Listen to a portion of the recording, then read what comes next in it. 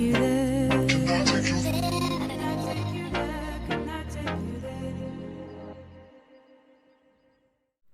Halo teman-teman, perkenalkan saya Putri Gilia Pratomo. Di sini saya akan memaparkan sedikit materi dari mata kuliah Bisnis Internasional, yaitu Manajemen Sumber Daya Internasional dengan dua topik utama, yaitu pengorganisasian pada perusahaan internasional dan international staffing.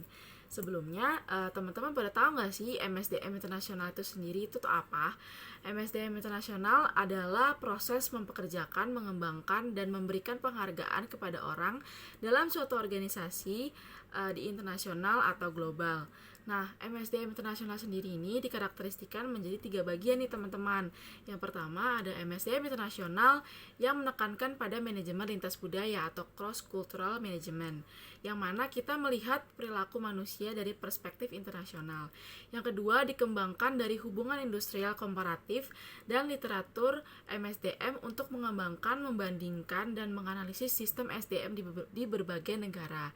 Yang ketiga, memberikan fokus pada aspek-aspek MSDM di perusahaan internasional.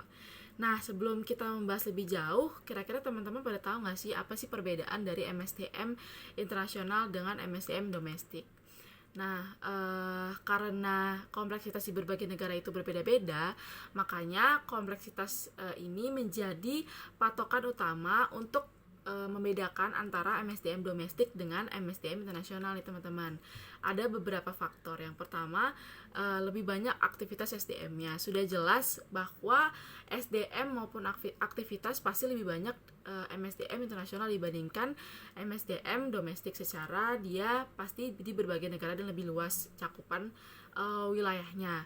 Nah, untuk beroperasi di suatu lingkungan, Departemen SDM harus memasukkan sejumlah aktivitas yang tidak perlu di lingkungan domestik, seperti perpajakan internasional, relokasi dan orientasi internasional, dan membangun hubungan dengan pemerintah tuan rumah. Nah, yang kedua itu ada kebutuhan untuk perspektif yang lebih luas. MSDM internasional ini perspektifnya harus lebih luas dibandingkan MSDM domestik. Manajer SDM global itu harus mengembangkan bidang-bidang keahlian mereka, bukan hanya di bidang pengetahuan aja di teman-teman, tapi juga pada budaya asingnya, karena di MSDM internasional kan pasti dia di berbagai negara dan lebih luas, otomatis dia berbagai macam perilaku, berbagai macam sikap, dan berbagai macam budaya. Nah, para praktisi SDM juga harus memiliki perspektif yang lebih luas. Gunanya apa sih? Gunanya ini untuk membuat keputusan-keputusan yang efektif di lingkungan internasional, baik pada sektor industri, bisnis, ekonomi, dan politik. Yang ketiga, resiko di MSDM internasional itu lebih tinggi dibandingkan di MSDM domestik. Misalnya, kegagalan ekspatriat dan rendahnya kinerja penugasan internasional, di mana masalah-masalah potensial yang berbiaya sangat tinggi. Yang lainnya adalah resiko keamanan. Banyaknya perusahaan multinasional yang harus mempertimbangkan resiko politik dalam keamanan penugasan internasional.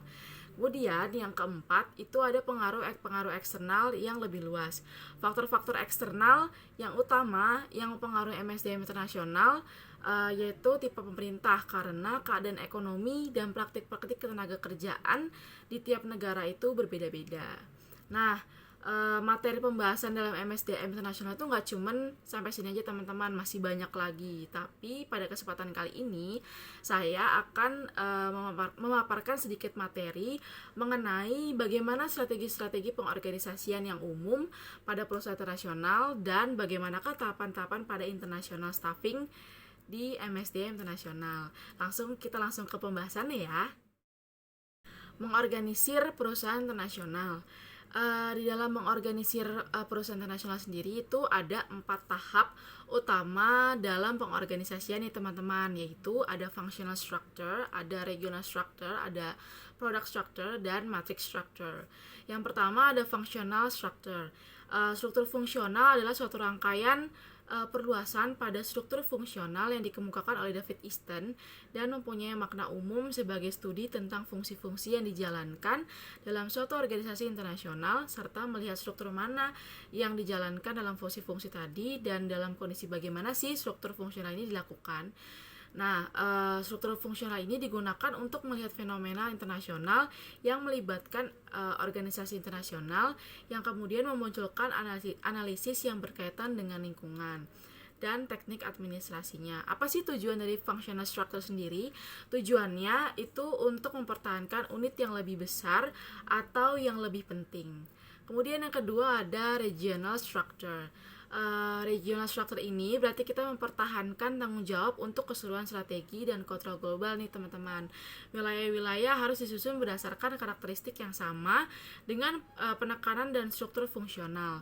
Struktur ini mengintegrasikan fungsi terpisah yang sangat baik di setiap daerahnya, tetapi juga memiliki kekurangan nih teman-teman, yaitu setiap fungsi harus distandarisasi untuk mengintegrasikan keseluruhan daerah. Yang ketiga ada product structure. Pada struktur ini, kantor pusat itu memiliki kontrol atas strategi global secara keseluruhan. Jadi, manajer perusahaan memiliki kontrol internasional atas semua operasi yang berkaitan dengan produk. Keuntungan utama dari product structure ini adalah semua fungsi yang berhubungan dengan produk tunggal tampil secara keseluruhan internasional, tapi juga ada kekurangannya nih teman-teman, yaitu sulit untuk mengkoordinasikan kebijakan dan strategi lewat jalur produk. Kemudian yang keempat ada metric structure. Metric structure ini mencangkup dua garis wewenang, sehingga sebuah manajer itu dapat melapor ke dua atasan atau lebih. Misalnya mereka harus melapor ke kepala produk, tapi mereka juga harus melapor ke kepala geografis. Struktur ini menyediakan koordinasi berbagai departemen yang mengarah pada standarisasi fungsi dan kontrol keseluruhan dan memberikan fleksibilitas untuk menanggapi perbedaan lingkungan. Selanjutnya ada international staffing nih. Staff internasional ini mencakup 4 tahapan dasar, yaitu recruitment, selection, training, dan motivation. Yang pertama ada rekrutmen. Rekrutmen sendiri adalah serangkaian kegiatan yang dimulai ketika sebuah organisasi atau perusahaan memerlukan tenaga kerja dan membuka lowongan sampai mendapatkan calon karyawan yang diinginkan atau terkualifikasi sesuai dengan jabatan yang ada. Apa sih tujuan rekrutmen dalam perusahaan internasional? Tujuannya itu untuk menerima pelamar sebanyak-banyaknya sesuai dengan kualifikasi kebutuhan perusahaan internasional sehingga memungkinkan terjaringnya calon karyawan dengan kualitas tertinggi dan kualitas yang terbaik, atau kita bisa bilang mencari yang terbaik di antara yang terbaik. Nah, terdapat beberapa metode yang dapat dilakukan untuk proses rekrutmen sendiri nih teman-teman. Yang pertama ada job advertisement, yang kedua ada employee referral, yang ketiga ada employment dan recruitment agencies, yang ketiga ada educational institution, yang keempat ada government job center. Kemudian yang kedua ada selection. Pemilihan karyawan mencakup pemilihan dari kelompok pemohon yang tersedia yang menurut perusahaan paling mampu untuk memenuhi persyaratan posisi tersebut.